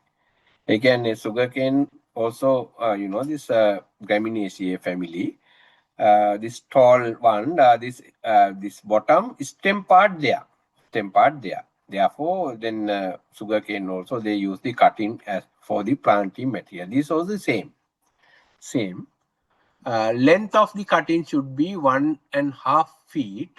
මේ cutting මේක පැල කරන්න ගන්න cutting එකේ length එක අඩි 1කමාරක් විතර. It should be contain 4 to 6 nodes. මේකේ මේ nodes 4ක් 6ක් විතර තියෙන්න ඕනේ. Spacing මේ ගෞතමාලා දානවා නම් ඒකේ spacing depend on the fertility and the slope of the land. Then fertility සහ slope of the land එක අනුව මේක spacing වෙනස් වෙනවා. fertility එක අඩු නම් අපිට වැඩිපුර planting materials නැත්නම් මේ biomass ඕන නිසා planting material නෙවෙයි biomass අපි කට් කරලා දානවනේ field එකට. ඕන නිසා අපි ළඟින් මේව දාන්න ඕනේ. fertility එක අඩු නම්, fertility එක වැඩි නම් දුරින් දැම්මට කමක් නැහැ. slope එක වැඩිනුත් අපි ළඟින් දාන්න ඕනේ. slope එක අඩු නම් දුරින් දාන්න. Again, depend on the soil fertility and slope. Therefore, this within row spacing 9 to 12 inch. Inter row spacing 2 to 4 feet. So, peli අතර පරතරය මේව දාන්න ඕන. peli අතර පරතරය soil fertility ගොඩක් අඩු නම් අඩි 2න් 2කට. වැඩි නම් අඩි 4න් 4ට inter row space එක. peli අතර පරතරය. නැත්තම් slope එක වැඩි නම් අඩි 2න් 2කට දානවා. ස්ලෝප් එක අඩු නම් අඩි 4න් 4ට. පේලිය පැල අතර 9න් 9ට නැත්නම් 12න් 12ට අඟල්. right? ඒකත් අර fertility එක අනුව ලං කරලා දානවා. fertility එක අඩු නම් වැඩිපුර මේ biomass ගන්න. Close planting distance are recommended in areas of low fertility and steep land. ඒක තමයි කියන්නේ close planting distance are recommended in areas of low fertility and steep lands. Planting should be done with onset of monsoon. මේක සාමාන්‍යයෙන් පැල කරන්නේ වර්ෂාපතනයත් එක්ක monsoon rains එක්ක. Cutting should be planted in holes made with an alavangu an angle of 45 degrees to the ground. සාමාන්‍යයෙන් අපි alavanguකින් අංශක 45කට angle වෙන විදිහට අලවංගු හෝල්ස් ගහගෙන ගිහිල්ලා ඒකට තමයි කටින් එක දාගෙන යන්නේ. නැතුව මේ වනවල් හරන්නේ. When planting 2 or 3 notes should be above the ground. අපි කිව්වා notes 4ක් 6ක් විතර තියෙන්න ඕනේ කටින් එකක. ඒකෙන් notes 2ක් හරි 3ක් හරි පොළොවේ මතු පිටට තියෙන්න ඕනේ. ලොපින්ස් ඊට පස්සේ මේක පැලවෙලා උඩසට හැදෙනවා. හැදුනහම අපි සැරින් සැරේ කප්පාදු කරන්න ඕනේ ලොපින්ස්. First lopping, time of lopping 5 to 6 months after planting. පැල කරලා මාස 5ක් 6ක් විතර යනකොට මේක හැදෙනවා උසට. When plants are 1.2 to 1.8 meter height. මිනිහෙක් උසටකට වගේ හැදෙනවා. Right? 1.2 to 1.8 meter height. Lopping height 45 centimeter. පොළොව මට්ටමේ ඉඳන් අඩි 1.5ක් උසින් අපි කපනවා. කපන මේ loppings ටික ඔක්කොම පේලි අතර මේ grasses පේලි අතර දානවා. Then second lopping before flowering. මේ ඕනම මේ rehabilitation grasses green manure crops අපි කරන්න ඕනේ lopping කරන්න ඕනේ flowers හැදෙන්න කලින් before flowering. The second lopping height 60 cm අඩි 2ක් ඉහළින් පොළොව මට්ටමේ ඉඳන්. Third lopping before flowering. Before flowering ඒකත් before flowering. සාමාන්‍යයෙන් මේකට ෆ්ලවර් වෙන්න ගහ හැදිලා මාස 6ක් විතර යනවා. පළවෙනි එක මාස 6කින් දෙවෙනි එකත් අපි හැබැයි මාස 6කින් හැබැයි මල් හැදින්න කලින් before flowering. ඒතර අවුරුද්දක් ගිහිල්ලා තුන්වෙනි ලොපින් එක යනකොට අවුරුදු දෙකමාරක් ගිහිල්ලා. එතකොට අපි කියන්නේ අවුරුදු දෙකමාරේ එතනින් ඉවරයි. Loppings should be spread along the row. පේලි අතර අපි loppings ටික අපි spread කරලා දානවා. Then this is the lopping of Gautamala. දැන් මේ මිනිස්සයා පාත් වෙලා ඉන්නේ මේ හිටගත්තොත් එයාගේ උසකට වඩා තියෙනවා මේ හැදිලා Gautamala. මේක අර උක්කොලේ වගේ තමයි. Right? Then after loppings මේ අඩි 1කමාරක විතර උඩින් කපලා මේ අතර පේලි අතර දානවා. මේක ගොඩාක් බයෝමාස් එනවා. මේ ටික දිරලා පසට එකතු වෙනවා. මේක 3 පාරක් මෙහෙම loppings කරනවා. එතකොට මේක පස සාරවත් වෙනවා.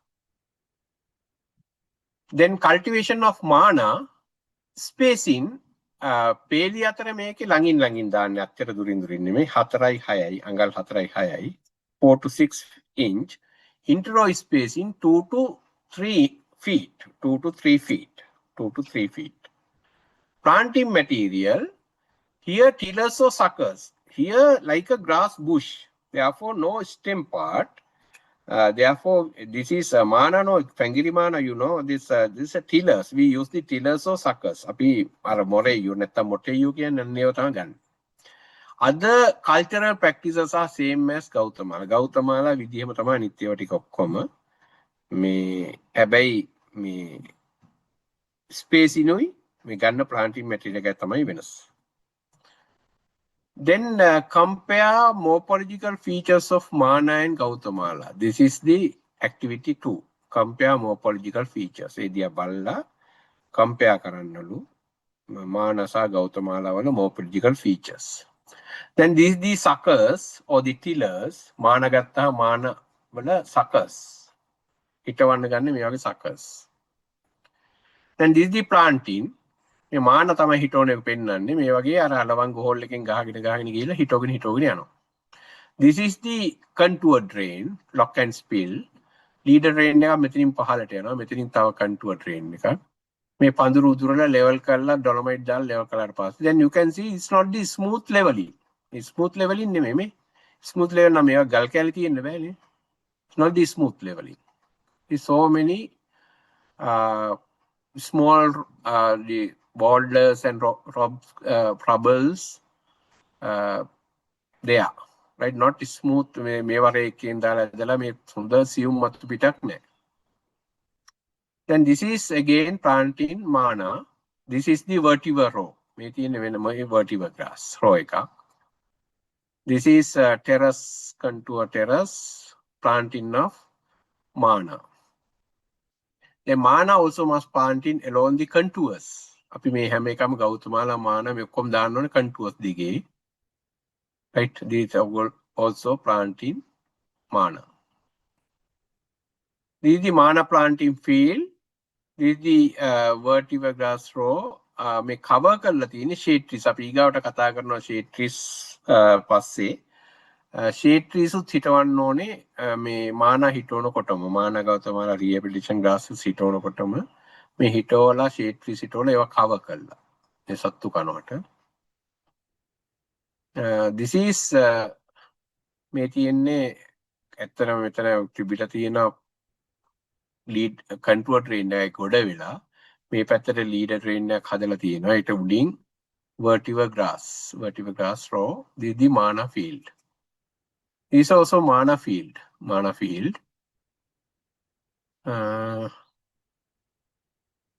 Then review question. That's all about this chapter. Describe selection of land for replanting program of tea estate. Describe the selection of land. කොහොමද land select කරන්න කියන එක අපි කියලා දුන්නා. Then explain land preparation practices adapted in tea plantation. මොන වගේ ඒවාද තියෙන්නේ practices, land preparation practices. Then what are the recommended soil conservation methods for upcountry tea lands? Then what is meant by soil rehabilitation in tea cultivation? Rehabilitation කියන එකෙන් ඔබ අදහස් කරන්නේ මොකක්ද? What are the objectives of soil rehabilitation? Soil rehabilitation එකේ objectives මොනවාද? Okay, that's all about chapter 4.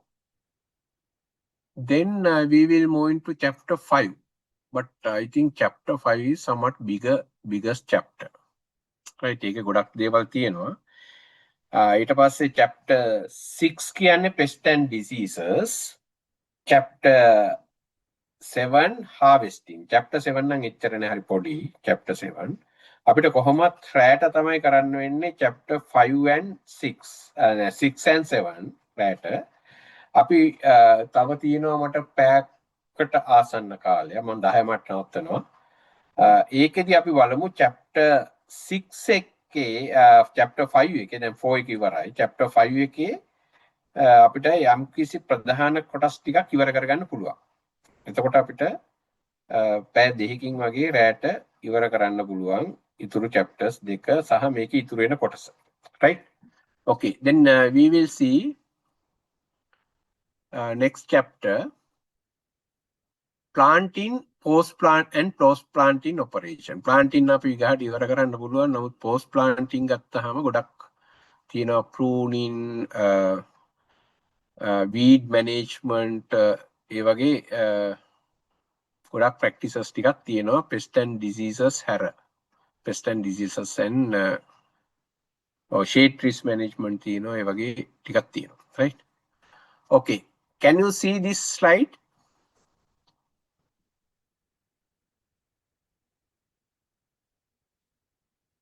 No, sir.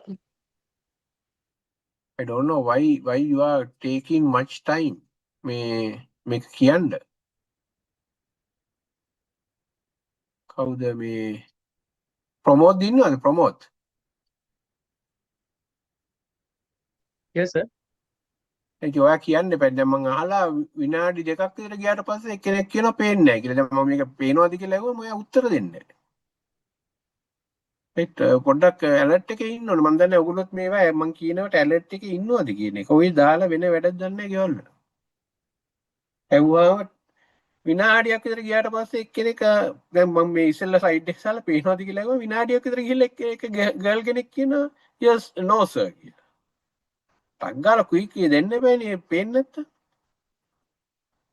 This is not actually this effective conducting this kind of Zoom session. I don't know whether you get the maximum benefit, my explanation.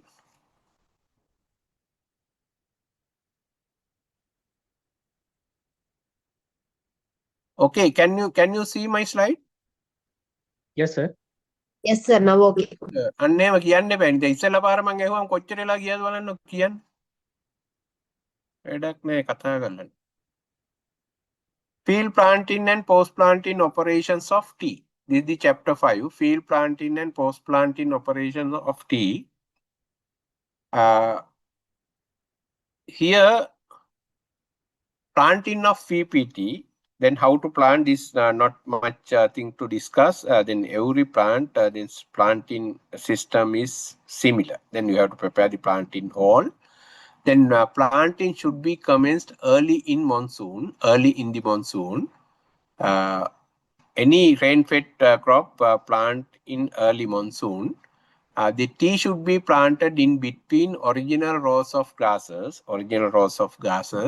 because before tea planting, we plant these rehabilitation grasses. We don't uproot the rehabilitation grasses. We prepare the planting hole in between original rehabilitation grass rows. Rehabilitation grasses should be cut at ground level and cut grasses placed along the contoured rows. Spacing of tea, 4 feet by 2 feet or 1.2 meter by 0.6 meter, or the 4 feet between row spacing, inter-row spacing 2 feet. Then planting density normally 11,000 or 12,000 plants per hectare, or sometimes 12,500 plants per hectare. Then normally 4,500 plants per acre. This planting could be done in holes or the trenches. Normally individual planting holes, this 30 centimeter, this width diameter of this hole at the top, bottom diameter, this 22.5 centimeter, depth of 45 centimeter. That means then we prepare this planting like this angle planting hole. This is like a round shape, not this box shape. This trench, normally we can plant, then we prepare the long trenches. Then we plant by giving this planting distance. That means within row spacing 2 feet. By giving 2 feet spacing, this we plant in this trench. Trench also this 45 centimeter depth. Then there are this top dimension, this 30 centimeter, bottom 22.5 centimeter. Then this is the planting hole, preparation of planting holes. This also preparation of planting holes. This is the contour drain. Here this photo, then you can see all this planting hole preparation. Then this is also planting hole, and this is the leader drain. These are the trenches, long trenches. Then we plant the tea by giving this recommended spacing there. The planting hole or trench should be filled with compost, cow dung, and any available form of decaying organic matter 2 to 3 weeks prior to planting.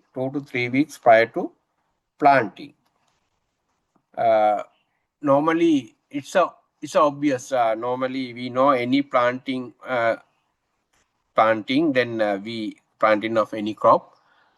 We fill the planting hole 2 to 3 weeks prior to planting. And sometimes, we can't obtain cow dung in some places, but no problem. Then not required, it's not the compulsory by adding this cow dung, just decaying materials or compost. Also, this enough, right? Then healthy, well-grown, vigorous plant, 9 to 12 months old, should be selected for planting. We already discussed how to produce this planting material in the nursery. Nursery period, this 9 to 12 months. In areas with nematode infestation, especially upcountry nematode problem there, suitable nematicides such as Furadan or the Nemaca should be incorporated with the soil at 7 grams per planting hole. සාමාන්‍යයෙන් අපි nematodes ලා ඉන්න areas වල plant කරනකොට Nemaca කියන එකක් තියෙනවා, නැත්නම් Furadan 7 grams දානවා planting hole එකකට. Then after planting, pegs should be inserted closer to this plant as a cross to give the support. සාමාන්‍යයෙන් අපි හිටෙව්වට පස්සේ ඕනම පැලයක් හිටෙව්වහම එහාට මෙහාට පොඩි සුළං තියෙනනේ අප් කන්ට්‍රි වල ගොඩක්. ඒතර එහාට මෙහාට හැල්ලක් මේ ප්ලාන්ට් එක ඩැමේජ් වෙන්න පුළුවන්. ඒකින්ද අපි ඒකට පොඩි සපෝට් එකක් දෙන්න ඕනේ. මේකදී T වලදී then we give two pegs, insert two pegs two side of the plant like a cross, then not much movement of this plant. I will show you the proto. Then between row space should be touched with touched well with grass lopins. අපි mulching වලට කියනවා touching කියලා T වල term එක touch කරනවා කියලා touching. කියතයි between row space එක අපි grass lopins වලින් ඔය මාන හරි ගෞතමාලා හරි lopins වලින් touch කරන්න ඕනේ. Cover crops with low spreading creeping habits such as Desmodium oidifolium, Stylosanthus gracilis could also be grown to reduce the soil erosion. Soil erosion වළක්වා ගන්න අපි සාමාන්‍යයෙන් ඔය pure area වගේ ඒවා recommend කරන්නේ ගොඩක් ඒවා fast growing. ඒක දැම්මොත් එහෙම ගහත් වහගෙන වැවි. අපි slow growth pattern එකක් තියෙන Desmodium oidifolium අපි දන්නවා උඳු පියලිය වගේ ඒවා. ඊට පස්සේ Stylosanthus gracilis වගේ ඒවට කියනවා low creeping habit එකක් තියෙන cover crops. ඒවා අපිට recommend කරන්න පුළුවන්. This is the plants ready for planting. They have already taken into this field from the nursery. Then this is the new clearing. අපි එකට කියනවා new clearing නැත්නම් අලුතෙන් plant කරපු හැටිය field එකක්. support එකක් තාම ගහලත් නැහැ. This is the new clearing. මේ හිටවපු හැටිය. දැන් මේ support එක ගැහුවේ නැත්නම් මේ හුළඟට හෙල්ලෙලා මේ වෙලා පැද්දිලා කැඩිලා යනවා. Therefore we have to give support like this. Two pegs arranged like a cross, both sides of the plant like a cross. Between row space covered with this plant material or this grass lopins. මේවට කියනවා touch කරනවා කියලා touching. මේක ගොඩක් හේතු තියෙනවා soil conservation, soil erosion control, moisture conservation, weed control ඒ හැම එකටම මේක වැදගත්. the close photo peg එකක් එහෙම දෙපැත්තෙන් ගහනවා. මේක බඳින්න ඕනේ නැහැ කියන දෙපැත්තෙන් ගාව මේක හිර වෙලා හිටිනවා.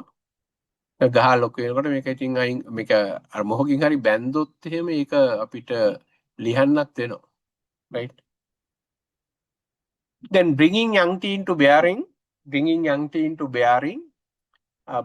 කියන්නේ ගේනවා. bringing young tea into bearing කියන්නේ bear වෙන stage එක fruit crop එකක් නම් අපි පළදරන level එක bear ගේනවා.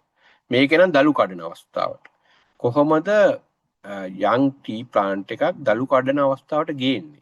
bringing young tea into bearing අපිට නිකන් බෑ ඒක කප්පාදු කරලා ගන්න ඕනේ. objective to form a low spreading bush with a dense canopy that will result in as many plucking points as possible and also enable convenient harvesting. අපි මේක objective එක තමයි අපි මේක low spreading bush එකක් විදිහට හැඩගස්වගෙන මේකේ වැඩිපුර plucking points ටිකක් ගන්න. ඒ වගේම convenient පහසුවෙන් දලු කඩන විදිහට මේක සකස් කර ගැනීම. Methods early then cut across method or the centering. Earlier they used the bending and pegging. ඉස්සෙල්ලා ඒගොල්ලෝ පාවිච්චි කළා bending and pegging. මොකද මේක අනිවාර්යයෙන්ම අග්‍රස්ත ප්‍රමුඛතාවය අයින් කරන්න ඕනේ side branches හැදෙන්න. අග්‍රස්ත ප්‍රමුඛතාවය අයින් කරන එක ක්‍රමයක් තමයි bend කරන එක. ශාකයක් නැවුවාම අග්‍රස්තේ නැවුවාම ඒක අග්‍රස්ත ප්‍රමුඛතාවය නැති වෙලා side branches ලියලනවා. ඉස්සෙල්ලා කළේ මේක ශාකයේ ඕන පැත්තට අතු අරගෙන bend කරලා peg එකක් ගහනවා. නමුත් ඒක එච්චර හොඳ නෑ. Then bending and pegging method is not practiced as it causes sunscorch, canker and wood rot. Canker හැදෙනවා, wood rot හැදෙනවා, sunscorch හිරු එළියට පිලිස්සෙනවා කන්ද කොටස. ඒකින්ද මේක එච්චර හොඳ නෑ. Now they practice this cut across or the centering. Centering කියන එකට නැත්තම් cut across. එක pruning method එක cut across කියන එක. ඒ කියන්නේ මුළු ගහම across කපනවා. එක මට්ටමකට කපනවා. ඒකට මේකට කියනවා centering කියලා. Plants are allowed to be well established for a period of 9 to 12 months. සාමාන්‍යයෙන් අපි කරන්නේ පැල හිටෝල ශේෂ්ඨේ පැල හිටෙව්වට පස්සේ අපි කිසිම ප්‍රූනින් එකක් මොනවාක් කරන්නේ නැතුව මාස 9ක් 12ක් අවුරුද්දක් විතර තියෙන්න දෙනවා හොඳට මේකට එස්ටැබ්ලිෂ් වෙන්න. හොඳට ශාකේ හැදෙන්න බෑනේ ෆීල්ඩ් එකේ. Then root growth of plant can be adversely affected and easily succumb to drought if they are brought into bearing very early. ඒ කියන්නේ සමහර වෙලාවට දැන් ගොවියන්ට ටිකක් විගහට මේක දලු කඩන්න ඕනේ. එතකොට ඒගොල්ලෝ මේක කපලා මේ ශාකේ හදාගන්න යනවා කලින් ටිකක් කලින්. එහෙම කරන්න ගියොත් මේකේ රූට් සිස්ටම් එක හොඳට ඩෙවලොප් වෙන්නේ නැහැ ශාකේ. මොකද ඒකට ඩෙවලොප් වෙන්න කාලයක් මදි වෙනවා. එතකොට මේක ඩ්‍රවුට් වලට පාත්‍රී වෙනවා. ඒ වගේම මේක හොඳට හැදෙන්නේ නැහැ ශාකේ. ඒක නිසා මේ විගහට කට් ඇක්‍රොස් කරන්න හොඳ නැහැ. අඩු ගානේ අවුරුද්දක්වත් දෙන්න ඕනේ ශේෂ්ඨේ හොඳට එස්ටැබ්ලිෂ් වෙන්න. Then how to do it, this pruning system? First, main stem is cut at a height of 20 to 25 centimeter from the ground level, leaving as many side branches as possible. එතකොට මේක centimetre 20ක් 25ක් ඉහළින් මේන් stem එක දැන් මේක පඳුරක් වගේ ගෙනාවට එතනිනුත් සමහරට prominent වෙලා මේන් ස්ටෙම් එකක් උඩට එනවා. ඒක කපන්න ඕනේ සෙන්ටිමීටර් 20ක් 25ක් ඉහළින් ග්‍රවුන්ඩ් ලෙවල් එකේ ඉඳන්. හැබැයි සයිඩ් බ්‍රාන්චස් පුළුවන් තරම් හැදෙන්න දෙන්න. සයිඩ් බ්‍රාන්චස් කපන්නේ නැහැ මේකේ. Then after 4 to 6 months එහෙම කපලා එතන ඒක කැපුවාම ආපහු වෙන්නේ අග්‍රස්ත ප්‍රමුඛතාවයේ ආපහු බිඳිලා තවත් සයිඩ් බ්‍රාන්චස් හැදෙනවා. එහෙම අපි හැදෙන්න දෙනවා තව මාස 6ක්. A second cut is given at a height of 35 to 40 centimeter across all branches. ඊට පස්සේ අපි කරන්නේ සෙන්ටිමීටර් 35ක් 40ක් ඉහළින් සයිඩ් බ්‍රාන්චස් එක ඔක්කොම අතු ටික දැන් මර මැද තියෙන මේන් ස්ටෙම් එක නෙමෙයි ඔක්කොම අතු ටික සෙන්ටිමීටර් 35ක් 40ක් මට්ටමට කපලා දානවා. Once the plant is adequately generated, shoots are tipped at a height of 45 to 50 centimeter and mini bush is brought into light plucking. ඊට පස්සේ අපි ආපහු හැදෙනවනේ මේක දැන් තවත් සයිඩ් බ්‍රාන්චස් වල හැදෙනකොට සෙන්ටිමීටර් 45ක් 50ක් විතර ඉහළින් අපි ලයිට්ලි මේක ප්ලක් කරන්න පටන් ගන්නවා. මේක දලු කඩන්න පටන් ගන්නවා. මේකට කියනවා ටිපින් කියලා ටිප් කරනවා කියලා. ටිපින්. ටිපින් හයිට් එක ඇහුවොත් සෙන්ටිමීටර් 45ක් 50ක් විතර. එතන ඉඳන් තමයි අපි ලයිට්ලි ප්ලක් කරන්න පටන් ගන්න. Dry period should be avoided. මේ pruning වලට වලට අපි dry period එකේ කරන්නේ නැහැ. Dry period should be avoided. Peripheral branches or horizontally growing side shoots should not be removed. අර පැත්තට හැදෙන අතු side branches අපි remove කරන්න අපිට ඕන පුළුවන් තරම් මේ ශාක එකට හා වෙන්න train කරගන්න. ඒකින්ද අපි උඩට එනවා ටික තමයි කඩන්නේ. Shaft knife or secateur can be used for these operations. සාමාන්‍යයෙන් shaft knife එකක් නැත්නම් secateur එකක් අපි ගන්නවා මේක prune කරන්න. Okay, I will show you some photographs. This is in our university tea demonstration plot. Then how we train this plant or this bring young tea into bearing stage in one of our plot is a 47. Then we ask our internal students to prune it. Then I'll show you how they prune. This is this after first pruning. That first pruning, you know, the 20 to 25 centimeter above the ground. This we cut the main stem. Now so many side branches are producing like this. Then we cut all side branches with all main stem and side branches 35 to 40 centimeter above the ground level. Then this is how our students, then they have some measurement here. by using secateurs, they cut these all branches at the same height. This is the how students cut it. Okay. That's all about bring young teen to bearing stage. Then we will move into next important part. This is actually planting of shade tree should be done before planting tea. But here we discuss in this stage shade tree management, because this tea plant requires shade. Tea plant requires shade because we know the tea originated inside the forest. Therefore, we have to provide some shade to stimulate the forest condition. Stimulate forest condition, we have to provide the shade and plant the shade trees. The planting of shade trees should be done early in the new clearing along with this planting of rehabilitation grass. එතකොට අපි කිව්වා rehabilitation grasses වවන කොට තමයි මේ shade trees උත් වවන්න ඕනේ. එතකොට තේපැල වවලා නැහැ. මොකද තේපැල වවනකොට යම්කිසි shade එකක් තියෙන්න මේ ගස් හැදිලා තියෙන්න ඕනේ. Tea was assumed to be shade loving plant. සාමාන්‍ය අපි tea හඳුන්වා ගන්නේ shade loving plant එකක් විදියට. This both high and medium shade trees were used to simulate forest condition. ඒකින්ද forest එකක් ගත්තාම එක canopy strata එකක් නෙමෙයි තියෙන්නේ, canopy stratas ගොඩක් තියෙනවා. ඒ forest condition simulate කරන්න ඒකින්ද අපි medium and low shade කියලා ගස් වර්ග දෙකක් වවනවා. තේ වත්තක ඒ forest condition එක simulate කරන්න. In the absence of shade tree, tea could be subjected to sun scorch, and this results in reduction in bud break, weakening of this bush, occurrence of wood rot, decline in crop, and death of bush during the drought. සාමාන්‍ය shade trees නැතුණා මෙන්න මේව වෙන්න පුළුවන්. අවුවට පිලිසිලා යන්න පුළුවන්. විශේෂයෙන් ඌව up country low country වගේ up country නෙමෙයි.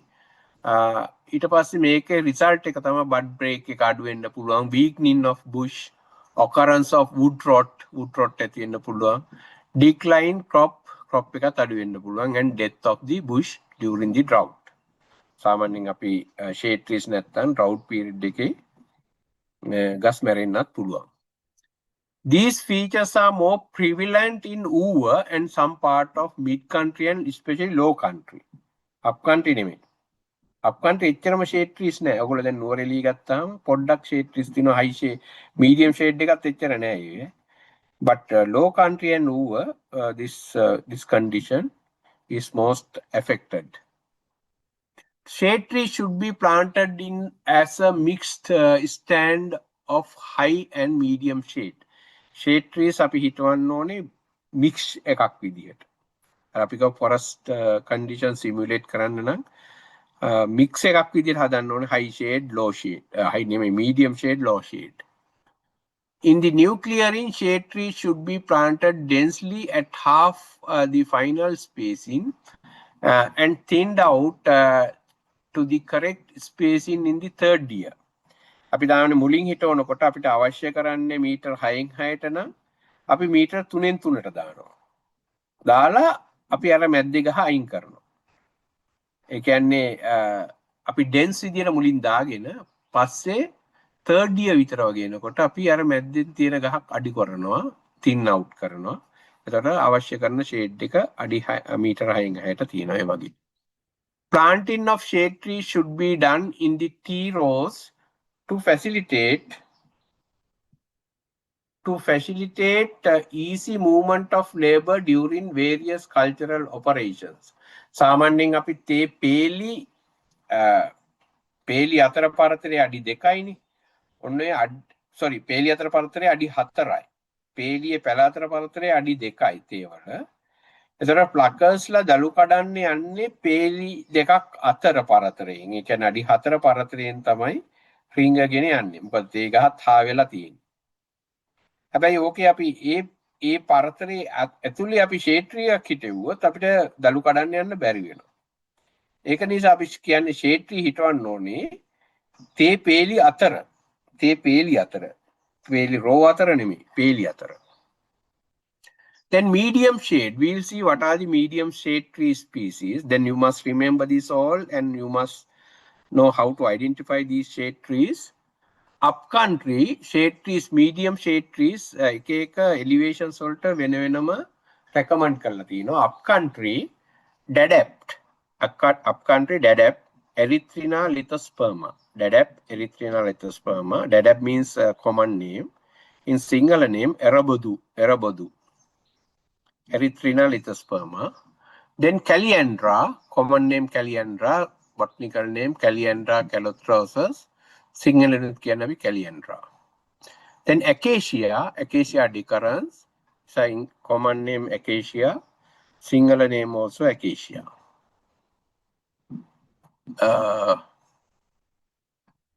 Then mid-country, we can't see the Glycidia in up-country, but Glycidia mid-country and low-country, we can see the Glycidia sepium. අපි සිංහලෙන් කියනවා වැටමාර කියලා. Glycidia නැත්නම් ලාඩප්පා කියලා කියනවා. Glycidia ඔදි වැටමාර. Glycidia sepium. Then Calliandra calotrophes. Sub-country තියෙනවා Calliandra, mid-country තියෙනවා. හැබැයි mid-country Glycidia තියෙනවා. Then Dadapt, also mid-country Erythrina lithosperma. And low-country only Glycidia sepium. වැටපාර. low-country Dadapt දාන්නේ අපි. එරබොදු දාන්නේ වර termite attack එකක් එනවා. ගොඩක් හොඳයි Glycidia. හැබැයි Glycidia හොඳට වැවෙන්නේ low-country. ඒකින්ද අපි Glycidia තමයි low-country medium shade tree species එකක් විදිහට භාවිතා කරන්නේ. Then high shade or this or medium shade and high shade. එහෙම තමයි තියෙන්නේ. Low shade නෙමෙයි, medium shade and high shade. High shade, upcountry high shade tree species, Robusta. අපි කියනවා Grevillea robusta. Common name is Grevillea. This botanical name Grevillea robusta. Then Sinhala name is Sabukku. අපි කියනවා Sabukku කියලා මේකට. Upcountry high shade tree species. And mid-country Grevillea robusta as well as Albizia. Albizia two types, Albizia mollucana and Albizia chinensis. අපි Grevillea robusta, Albizia mollucana mid-country එකේ දෙකම තියෙනවා. Up-country Grevillea විතරයි. Low-country you can't see the Grevillea, you can see only Albizia, two types, Albizia mollucana and Albizia chinensis. And you have to remember this according to this elevation, we recommend this high shade tree species.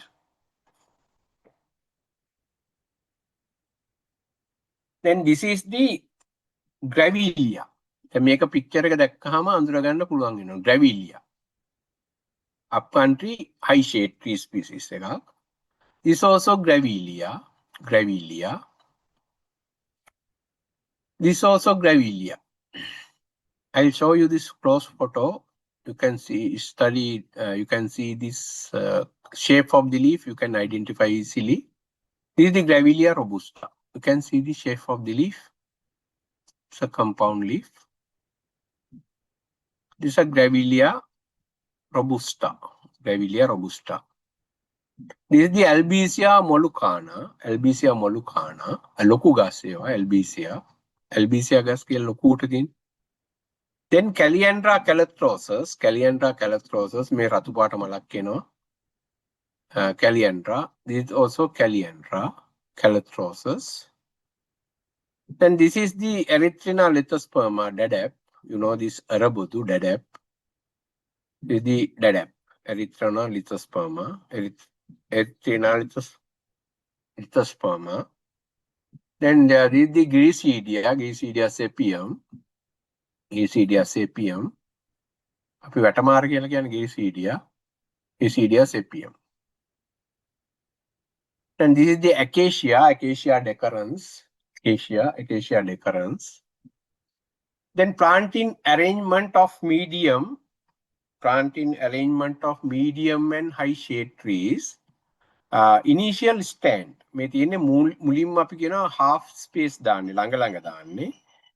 Red dots, this Grevillea and Albizia. Green one, Gliricidia or Caliandra or Dada.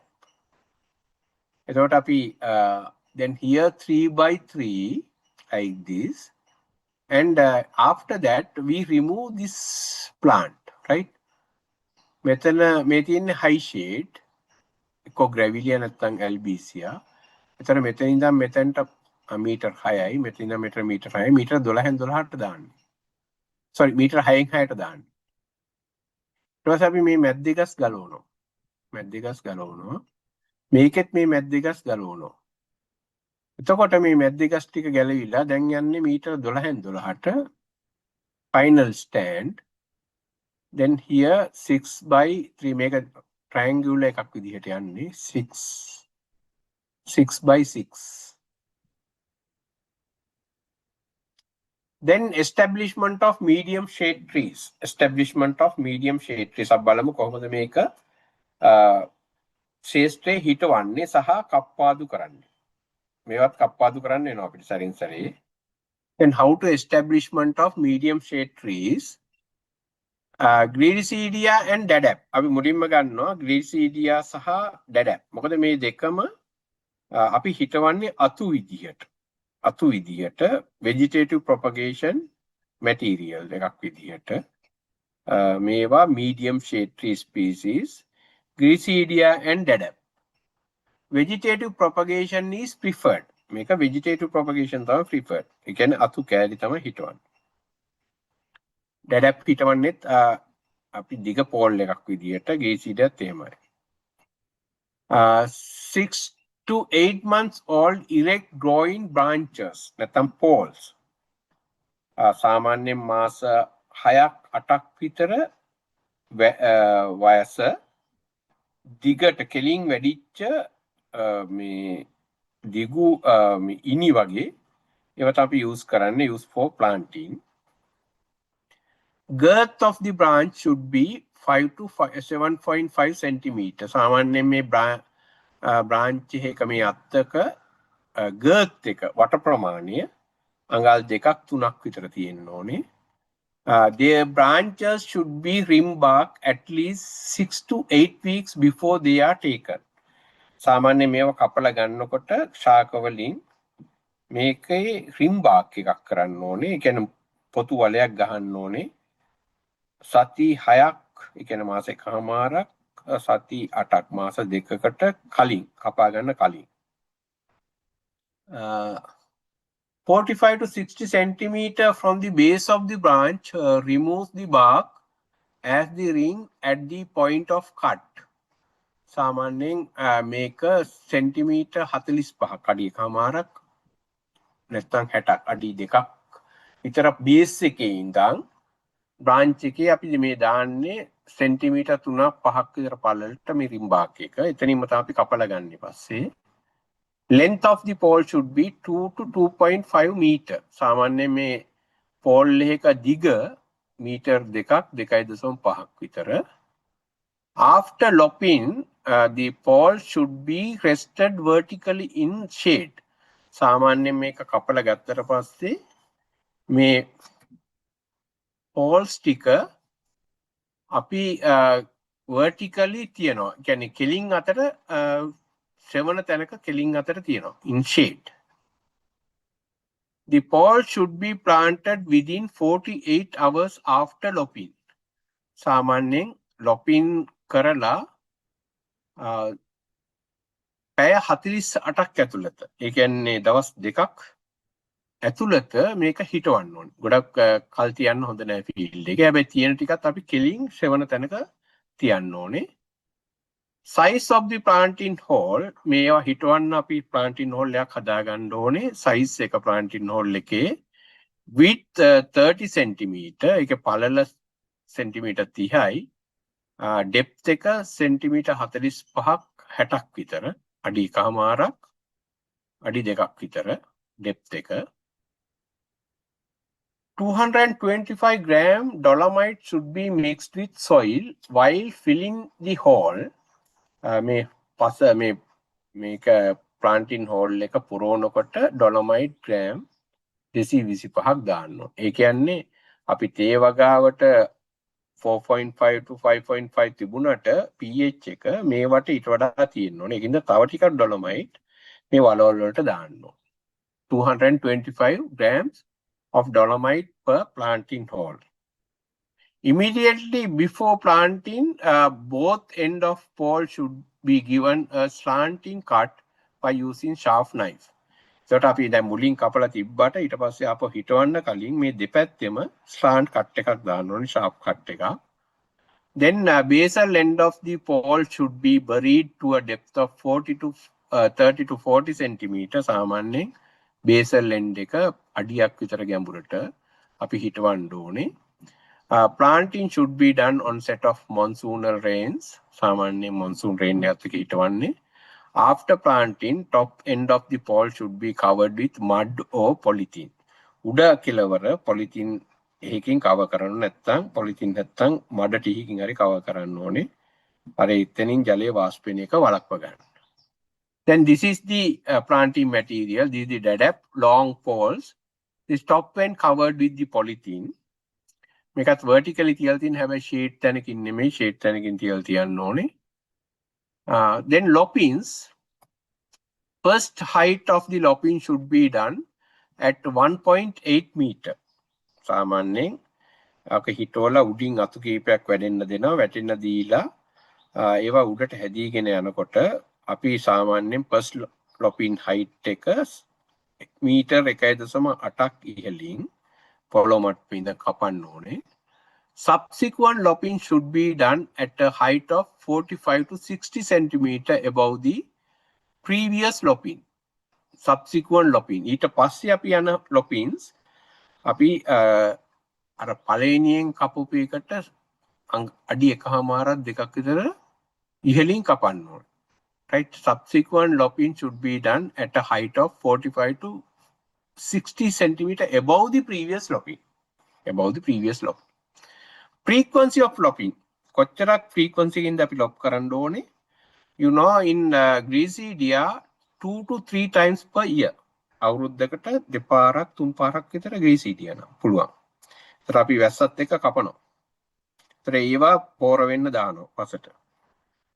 DADAP 1 to 2 meter.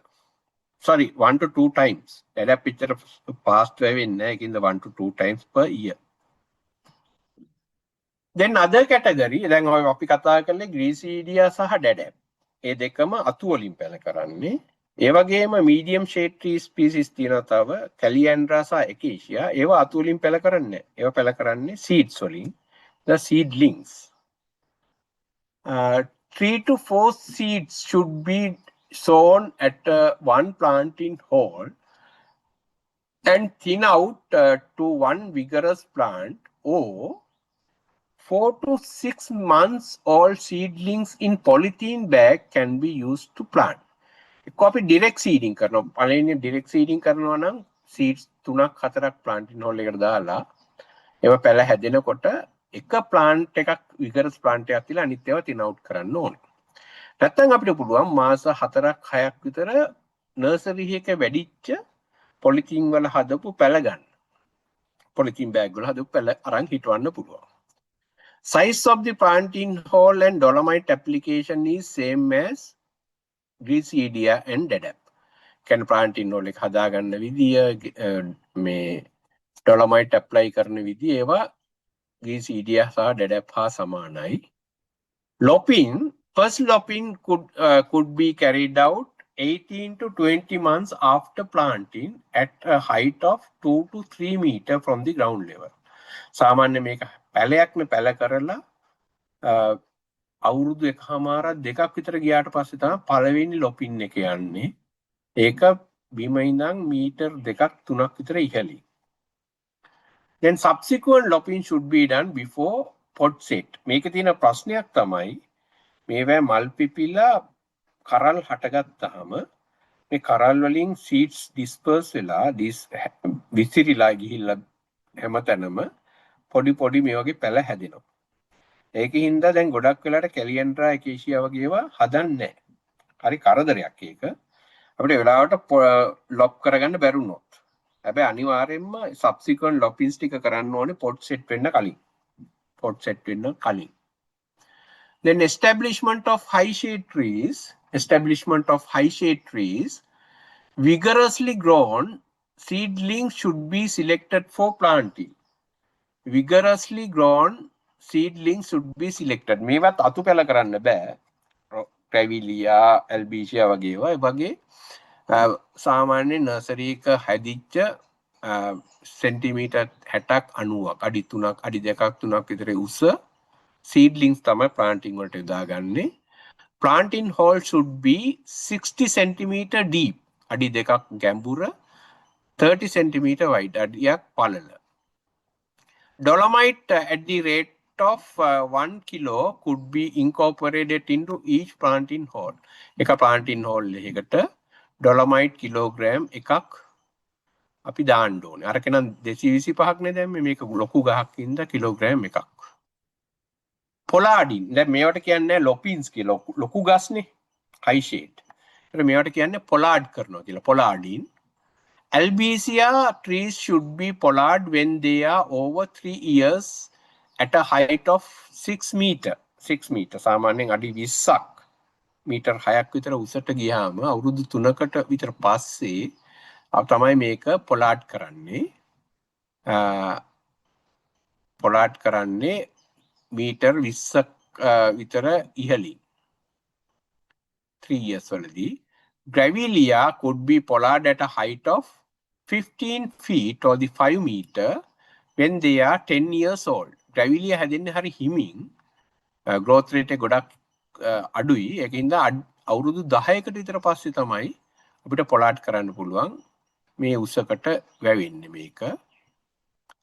Branches should be thin during monsoonal rains. සාමාන්‍ය monsoonal rains period එකේ මේකේ branches ටිකක් අඩු කරන්න ඕනේ නැත්නම් wind damage වෙන්න පුළුවන්. Then I have video I will show you this during night time. Then they explain everything about this pollardin and these things.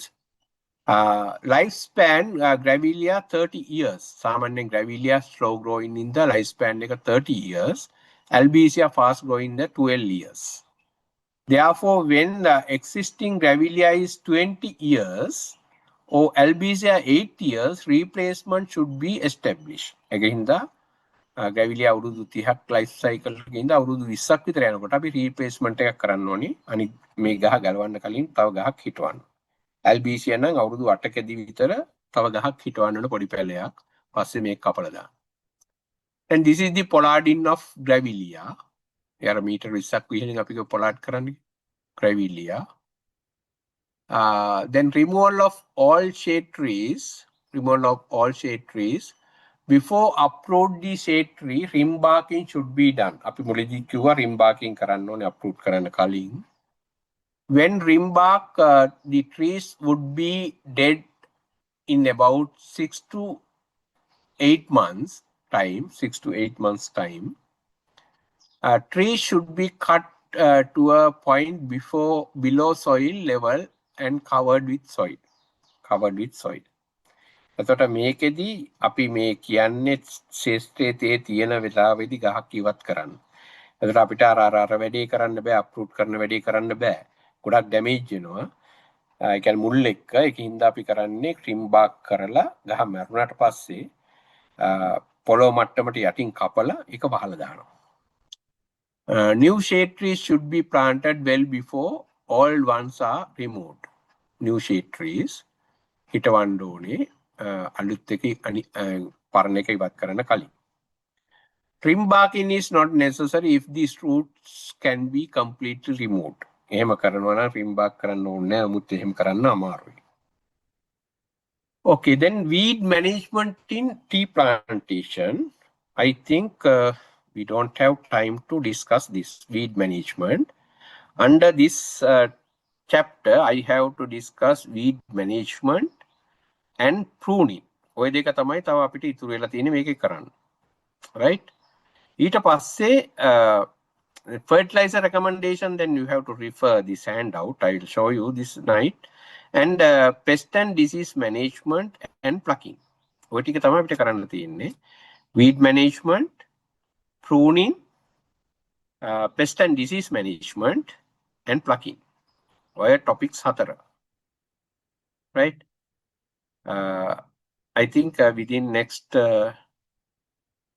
2 hours time, we can finish it.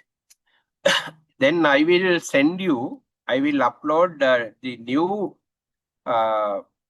this link to your WhatsApp group. We will meet again 8:30 p.m. today and finish it all. Sorry, then because I have to stop now because I have to attend some important meeting this at 11 a.m. It's all of sudden this is came. Therefore, I don't have time this afternoon. That is why I put it in this 8:30 night, right? I'm going to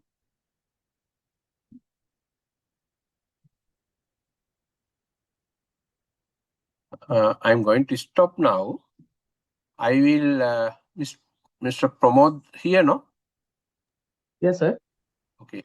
I will again start my second part to cover these 4 topics night, right? 8:30. I will upload this link. This is not the same link, a separate link I will upload, right? Okay, sir. Yeah. But I expect you all must be there. මේ උදේත් හිටියා 84ක් විතර. හැබැයි ගිය පාර Sunday group එකේ හිටියා 96ක් විතර. හවස ගොඩක් මම වීඩියෝස් උත් පෙන්නනවා. අර ප්ලකින් කියන එක ගොඩාක් වැදගත්. ඒක ටිකක් අමාරුයි තේරුම් ගන්න. ඒකින්ද අනිවාර්යයෙන්ම ඉන්න කියන්න කට්ටියට. දැන් මේවා නම් කිව්වේ නැතත් මේ හිටෝන ඒවා ඔවා කියවම තේරෙනවා. But plucking is some techniques there. Then you must